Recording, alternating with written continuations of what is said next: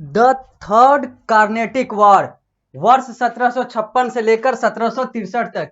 यानी कि अब हम लोग इस कक्षा के माध्यम से अपने इस अध्याय संख्या 2 को आगे बढ़ाएंगे, जो आप लोगों को एसएसटी में पढ़ना है अपने क्लास 8 में। और हम लोग इस कक्षा में बात शुरू करेंगे द थर्ड कार्नेटिक वॉर से, और आगे की और भी बहुत सारी बातें हम लोग इस कक्षा के माध्यम से आगे करेंगे और अपने अध्याय को आगे बढ़ाएंगे। क्योंकि पिछली कक्षा में हम लोगों ने फर्स्ट कार्नेटिक वॉर और सेकेंड कार्नेटिक वॉर यानी कि पहले 2 कार्नेटिक वॉर की बात की थी, और हम लोगों ने कहा था कि जब हम लोग अगली कक्षा में मिलेंगे तो हम लोग शुरू करेंगे द थर्ड कार्नेटिक वॉर यानी कि अंतिम कार्नेटिक वॉर की बात करेंगे। तो यहां पर ये लिख रहा है कि जो द थर्ड कार्नेटिक वॉर यानी कि जो अंतिम कार्नेटिक वॉर हुआ वो हुआ वर्ष 1756 से लेकर 1763 के बीच में। यानी कि 1756, 1757, 1758, 1759, 1760, 61, 62, 63, यानी कि 3, 3, 6, 2, 8, ये 8 वर्ष ये द थर्ड कार्नेटिक वॉर में लगा। यानी कि ये 8 वर्षों के दरमियान द थर्ड कार्नेटिक वॉर हुआ। इसमें हुआ क्या, इसकी बात करते हैं हम लोग। The third Carnatic war followed just 2 year later in 1756। जो थर्ड कार्नेटिक वॉर है ये सिर्फ 2 साल के बाद, यानी कि सेकेंड कार्नेटिक वॉर के 2 साल के बाद। सेकेंड कार्नेटिक वॉर खत्म कब हुआ था, तो सेकेंड कार्नेटिक वॉर जो है वो हम लोगों ने देखा था कि सेकेंड कार्नेटिक वॉर वर्ष 1754 में समाप्त हुआ था, और सिर्फ 2 साल के बाद यानी कि 1756 में द थर्ड कार्नेटिक वॉर जो है वो शुरू हो गया। यानी कि जो तीसरा कार्नेटिक युद्ध था वो शुरू हो गया। यानी कि एक ऐसा युद्ध जो कार्नेटिक क्षेत्र में फ्रेंच और इंग्लैंड यानी कि इंग्लिश पीपल के बीच में हुआ 1756 में, 2 साल के बाद सेकेंड कार्नेटिक वॉर के। Once again it was an echo of the European war, the 7-year war which broke out in Europe. Once again it was an echo of an European war, the 7-year war which broke out in Europe। अब फिर से जैसा कि हम लोगों ने first Carnatic war में देखा था, यूरोप में लड़ाई हो रहा है और लड़ रहे हैं ये लोग अलग अलग जगह पर, हमारे देश भारत में भी लड़ रहे हैं, क्योंकि इनकी लड़ाई है यूरोप में अपने साम्राज्य को, अपने आप को आगे बढ़ाने की। क्योंकि ये जो 2 देश हैं वो यूरोप के मजबूत देश हैं। अब ये दोनों आप दूसरे में एक दूसरे से कंपीट कर रहे हैं, प्रतिस्पर्धा कर रहे हैं कि हमारा क्षेत्र ज्यादा होगा, हमारा क्षेत्र ज्यादा होगा। लड़ रहे हैं फ्रांस वाले और इंग्लैंड वाले अपने अपने जगह पर, और इनका जहां जहां क्षेत्र है उस पर इसका असर पड़ रहा है, जिसके कारण से ये जो एक और जो यूरोप में इन दोनों के बीच में लड़ाई हुई उसका ध्वनि, इको का मतलब ध्वनि होता है, आवाज होता है, साउंड होता है, उसकी ध्वनि यानी कि उसका जो असर है वो भारत पर दिखा। यानी कि एक और कार्नेटिक वॉर हो गया इन 7 सालों में। यहां पर जो 7 साल जो हुआ है वो सारी बातें यहां पर कही जा रही है। आगे, the third Carnatic war was the last in a series of the 18th century conflict between the French and the British for the supremacy in the region। और ये जो कार्नेटिक वॉर है ये फ्रेंच और ब्रिटिशर्स के बीच में अंतिम कार्नेटिक वॉर है, जहां पर इन दोनों ने अपने अपने आप को सुपर करने की या फिर सुपर बताने की कोशिश की, प्रयास की। The first 2 Carnatic War were mainly fought on the eastern coast of the southern India, but the third Carnatic War crossed the limit of the south to reach the eastern province of Bengal। हम लोगों ने देखा था कि जो पहला दोनों Carnatic war था, कार्नेटिक वॉर 1, कार्नेटिक वॉर 2, ये बेसिकली कहां हुआ था, तो ये हमारे दक्षिण भारत के ईस्टर्न कोस्ट में यानी कि पूर्वी तट पर हुआ था। दक्षिण भारत के पूर्वी तट पर ये सारी चीजें हुई थी, फर्स्ट कार्नेटिक वॉर और सेकेंड कार्नेटिक वॉर। लेकिन थर्ड कार्नेटिक वॉर में यहां के अलावा ये जो क्षेत्र है वो आगे बढ़ गया, इनका युद्ध जो है आगे के क्षेत्र में बढ़ गया, और ये बंगाल के ईस्टर्न प्रोविंस में यानी कि बंगाल के क्षेत्र में भी, बंगाल के पूर्वीय प्रांत में भी ये चले गए इस कार्नेटिक वॉर में। यानी कि अपना साम्राज्य बढ़ाने के लिए इन्होंने दक्षिण से लेकर पूरब की तरफ भी, भारत के पूरब की तरफ भी इन्होंने अपने आप को आगे बढ़ाया। थर्ड कार्नेटिक वॉर में the British had defeated Nawab Sirajuddaulah of Bengal in the battle of Plassey and captured the province. ये जो ब्रिटिशर थे इन्होंने इसी समय एक नवाब सिराजुद्दौला को हराया था, जो कि बंगाल का नवाब था, और उस युद्ध का नाम है बैटल ऑफ पलासी। यानी कि पलासी के युद्ध में ब्रिटिशर्स और नवाब सिराजुद्दौला, बंगाल के नवाब, तत्कालीन बंगाल के तत्कालीन नवाब सिराजुद्दौला के बीच में युद्ध होता है। और यहाँ पर ये जो युद्ध होता है वो पलासी के क्षेत्र में होता है। पलासी एक जगह है, इसीलिए इसको बैटल ऑफ पलासी कहते हैं। और यहाँ पर इन दोनों के युद्ध में ब्रिटिशर्स और बंगाल के नवाब के युद्ध में ये जो है बंगाल का नवाब हार जाता है, और यहां पर ये प्रोविंस, ये क्षेत्र भी ब्रिटिशर्स के कब्जे में आ जाता है। It help the British because they could utilise the rich resources of Bengal to finance their Carnatic war. लिखा हुआ था पहला line, the Britishers had defeated, यहां पर उसने हरा दिया नवाब सिराजुद्दौला को उस बैटल ऑफ पलासी में। और इससे ब्रिटिशर्स को फायदा क्या हुआ कि इसने जो बंगाल के जो रिसोर्सेज थे, बंगाल का जो संसाधन था, बंगाल का जो पैसा था, बंगाल का जो अर्थशास्त्र था, उसको अपने कार्नेटिक युद्ध यानी कि अपने यूरोपियन दूसरे शक्ति से लड़ने के लिए, फ्रेंच शक्ति से लड़ने के लिए, फ्रेंच पावर से लड़ने के लिए यूज किया। यानी कि एक बहुत बड़ा संसाधन इसको मिल गया, अंग्रेजों को मिल गया इस बंगाल को जीतने के बाद। 10 they succeeded in demolishing the French plan for control of the country। और इसी के आधार पर इसने यानी कि ब्रिटिशर्स ने फ्रेंच को हराया और उसके प्लान को, उसकी जो नीति था उसको खत्म कर दिया। जो फ्रेंच चाह रहा था कि हम भारत पर अच्छे से कब्जा कर लें, ये बंगाल वाले ने इस रणनीति के आधार, ये अंग्रेज इस रणनीति के आधार पर बंगाल को कैप्चर करके उसके संसाधन को यूज करके फ्रेंच को हरा दिए, जिसके कारण से जो फ्रांस वाले थे उनके मंसूबे पर पानी फिर गया, क्योंकि वो हार गए। क्योंकि हम लोगों ने देखा था कि अंग्रेजों से पहले, इंग्लैंड से पहले भारत में फ्रेंच पर्सन आए थे, चाहे वो वास्को डी गामा हो, चाहे वो अलग अलग मर्चेंट्स की बात हो। The final blow was dealt in 1760 when the British forces led by sir Eyre Coote defeated the French army. और जो फाइनल ब्लो था, जो अंतिम, जो माना जाता है कि अंतिम, जहां पर इन सब ने, मतलब अंग्रेजों ने, इंग्लैंड वाले ने फ्रेंच को हराया, वो जो था वो यहां पर कह रहा है कि the final blow was in 1760। वो वर्ष 1760 की बात आती है, जब ब्रिटिश फोर्स, जिसके अध्यक्ष सर एरिक कोटे था, उसने फ्रेंच आर्मी को हरा दिया। The French defended Pondicherry bravely but surrounded on January 16 but surrendered। यहां पे थोड़ा सा स्पेलिंग गलत, अच्छा यहां पर SURRENDERD, but surrendered on January 16 1761। यहां पे कह रहा है कि ये हार गए, फ्रेंच हारते चले गए, अंग्रेजों से हारते चले गए, लेकिन किसी तरीके से फ्रेंच आर्मी ने, फ्रेंच शक्ति ने अपने पौंडीचेरी वाले क्षेत्र को, अपने पुडुचेरी वाले क्षेत्र को, जिसको आप पुडुचेरी कहते हैं, उसको इसने बचा लिया, किसी तरीके से बचा लिया अपना युद्ध में। ये क्षेत्र जो है उसने बचा लिया, बाकी तो हार ही गया, ये क्षेत्र बचा लिया। लेकिन फिर भी वर्ष 1761 के 16 जनवरी को फ्रेंच आर्मी या फिर फ्रेंच शक्ति जो है वो आत्मसमर्पण कर देती है अंग्रेजों के सामने, क्योंकि वो हार जाते हैं सारा कुछ।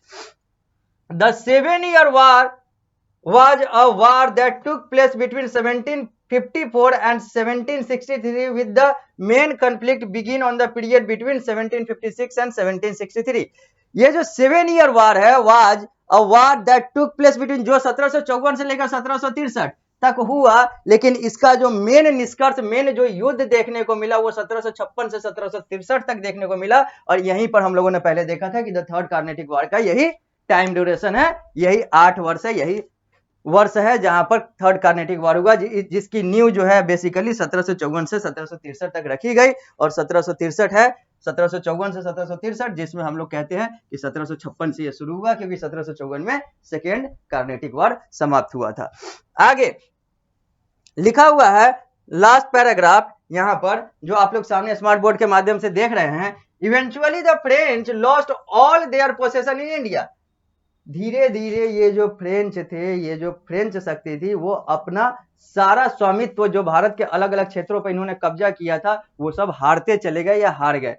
The war ended in 1763 with the treaty of Paris and with it ended the French pursuit of empire of India. और ये जो वार है ये 1763 में समाप्त होता है, जहां पर एक संधि की जाती है फ्रांस की राजधानी पेरिस में, यानी कि फ्रांस के पेरिस में, जहां पर यह मान लिया जाता है, यह निष्कर्ष निकल जाता है कि फ्रेंच एम्पायर जो है, फ्रेंच शक्ति जो है भारत में अब समाप्त हो चुकी है।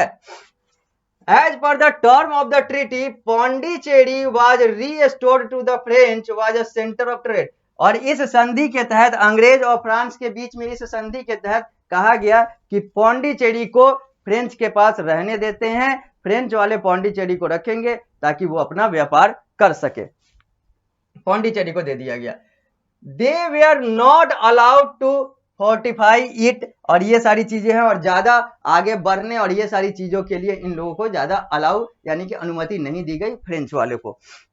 With the end of the third Carnatic War, French adventurism in India also ended। और इस थर्ड कार्नेटिक वार के बाद ये जो फ्रेंच वाले, जो फ्रांस वाले, जो भारत को खोजने और भारत के लिए निकले थे, भारत को अपने तरीके से चलाने के लिए, वो सारी चीजें समाप्त हो जाती है। Throwing the field open for the British conquest for the rest of India. उसके बाद जो होता है वो अंग्रेजों के द्वारा होता है, यानी कि अंग्रेजों के द्वारा भारत को अपने गिरफ्त में, अपने शासन में कर लिया जाता है, यानी कि फ्रांस वाले थर्ड कार्नेटिक वार में हार जाते हैं। उसके बाद जो भारत होता है वो अंग्रेजों के अधीन, यानी कि इंग्लैंड के अधीन, यानी कि एक और यूरोपियन शक्ति के अधीन चला जाता है।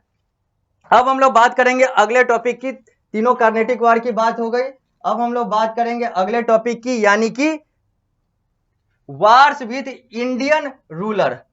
अब हम लोग इंडियन रूलर के साथ इन लोगों के युद्ध की बात करेंगे, क्योंकि आपस में ये लोग लड़कट लिए और लड़कट के निष्कर्ष यह निकला कि फ्रेंच खत्म और एक जगह तक सीमित हो गए, पौंडीचेरी तक अपना व्यापार करें, और बाकी जो है भारत जो है वो अंग्रेजों के कब्जे में आ गया, यानी कि जो पार्ट जहां तक अंग्रेज पहुंच गए थे वहां पर ये यूरोपियन शक्ति आगे बढ़ गया, यानी कि यूरोप के जो अलग अलग देश आए थे वो सब साइड हो गए। अब एक देश इंग्लैंड जो है, जिसकी राजधानी लंदन है, वो जो है वो भारत पर कब्जे कर रहा था, यानी कि अलग अलग क्षेत्रों को अपने शासन में ले रहा था। अब वो जो लड़ेगा, अब वो भारत के शासकों से लड़ेगा। अब उसी की बात करेंगे। ये तो पहले इन लोगों की आपस की लड़ाई थी, इन लोगों ने आपस में निपटा लिया सारा कुछ। अब ये लोग उस क्षेत्र को जहां जहां ये लोग आगे बढ़ते जाएंगे, कब्जा करते जाएंगे, तो कब्जा करने से पहले जो जो लड़ाई हुई है उन सारे चीजों की बात अब हम लोग करेंगे। यानी कि अब हम लोग इनकी लड़ाई, यानी कि इंग्लैंड की लड़ाई भारतीय शासकों के साथ जो हुई थी उसकी बात करेंगे। सबसे पहले हम लोग बात करते हैं बंगाल क्षेत्र की। पेज नंबर 15 पर है ये। The East India Company came to Bengal in 1650। जो ईस्ट इंडिया कंपनी है ये बंगाल में वर्ष 1650 में आती है। When the Mughal emperor allowed the company to settle in Bengal and trade free of duty on annual payment of 3000 टका। जब इन लोगों को मुगल एम्पायर, क्योंकि उस समय मुगल साम्राज्य का शासन हो रहा होता है, तो मुगल साम्राज्य की अनुमति के आधार पर वर्ष 1650 में अंग्रेज ईस्ट इंडिया कंपनी जो है वो बंगाल में आती है, जहां पर इन लोगों को व्यापार के लिए ट्रेड फ्री ऑफ ड्यूटी, जहां पर कर से भी मुक्ति दे दी जाती है और इनको व्यापार के लिए अलाउ किया जाता है, अनुमति दी जाती है। बस इनको कहा जाता है कि तुम्हें एनुअल पेमेंट, यानी कि इस कंपनी को, मुगल साम्राज्य को एनुअल पेमेंट 3000 टका, जो उस वहां की करेंसी है, वहां की मुद्रा थी, उसको इन लोगों को सालाना देना पड़ेगा। बाकी आप लोग व्यापार करो, अपना पैसा कमाओ। तो यही सब देखते हुए वर्ष 1650 में ईस्ट इंडिया कंपनी आती है बंगाल के क्षेत्र में। Within a few year the companies trade began to expand rapidly. और धीरे धीरे ये बहुत कम समय में, बहुत कम वर्षों में ये जो कंपनी जो थी द ईस्ट इंडिया कंपनी, ये बहुत तेजी से ग्रो कर जाती है, आगे बढ़ जाती है आर्थिक रूप से। In the late 17th century their intrusion into the internal trade of Bengal become a cause of conflict. और जैसे जैसे ये लोग आगे बढ़ते हैं और 17वीं शताब्दी के तरफ और 17वीं शताब्दी में भी आगे बढ़ते हैं, तो जो इनका दखल अंदाजी है इंटरनल ट्रेड में, बंगाल के इंटरनल आंतरिक व्यापार में, वो बहुत ज्यादा बढ़ जाता है अंग्रेजों का, यानी कि ईस्ट इंडिया कंपनी का, और जिसके कारण से कन्फ्लिक्ट यानी कि आपस में मनमुटाव हो जाता है। They openly ignore the ruler, they openly ignore the rules of trade laid down by the Mughal ruler. अब ये लोग खुले में जो मुगल शासन, चूंकि बंगाल में है, मुगल शासन के अधीन भारत था, तो अब ये लोग मुगल शासन के नियम को भी, मुगल रूलर के नियम को भी, मुगल शासक के नियम को भी नहीं मानते हैं व्यापार में खुले तौर पर। In retaliation Aurangzeb declared war on them in 1686 and completely routed them. और इसी के कारण से औरंगजेब, जो उस समय का मुगल शासक था, उसने वर्ष 1686 में इस ईस्ट इंडिया कंपनी के खिलाफ एक युद्ध का घोषणा करता है, एक युद्ध करता है, और वहां पर ईस्ट इंडिया कंपनी यानी कि इन लोगों को दबा दिया जाता है, इन लोगों को हरा दिया जाता है। The company after realising their mistake sought pardon. और फिर कंपनी को लगता है कि ये इनकी गलती थी, ये इनका जो चीज था ये इन्होंने सही नहीं किया, चूंकि हार गए और ये सारी चीजें दिख रही थी और मन में खोट भी था कि अगर अभी माफी नहीं मांगेंगे तो हम लोग को यहां से भगा दिया जाएगा। तो ये सारी चीजों को ध्यान में रखते हुए इसने माफी मांग ली, यानी कि पार्डन का मतलब होता है क्षमा मांगा। कहा कि चलो कोई बात नहीं है, हम आपकी बात मानेंगे, क्षमा करो। और ये पृष्ठ संख्या 15 से अब हम लोग आएंगे पृष्ठ संख्या 16 पर। यहां पर अब बात आएगी अली वर्दी खान रूलर ऑफ बंगाल की, और इन सारे चीजों की बात करेंगे, क्योंकि हम लोग अभी बात कर रहे हैं वार्स विद इंडियन रूलर, जिसमें बंगाल की बात कर रहे हैं। और पृष्ठ संख्या 15 से पृष्ठ संख्या 16 पर आए हैं, लेकिन पृष्ठ संख्या 15 पर एक चित्र दिख रहा है आप लोगों को स्मार्ट बोर्ड के माध्यम से, वो है रॉबर्ट क्लाइव का। इनकी भी बात करेंगे, अली वर्दी खान की भी बात करेंगे, जो सामने लिखा हुआ है पृष्ठ संख्या 16 के शुरुआत में। लेकिन इन सब की बात करने के लिए हम लोग को मिलना होगा अगली कक्षा में, वहां पर इन सारी चीजों की बात करते हुए आगे बढ़ेंगे, अपने अध्याय को आगे बढ़ाएंगे, अपने पाठ्यक्रम को आगे बढ़ाएंगे। तो इस कक्षा को हम लोग यहीं पर देते हैं विराम, मिलते हैं अगली कक्षा में।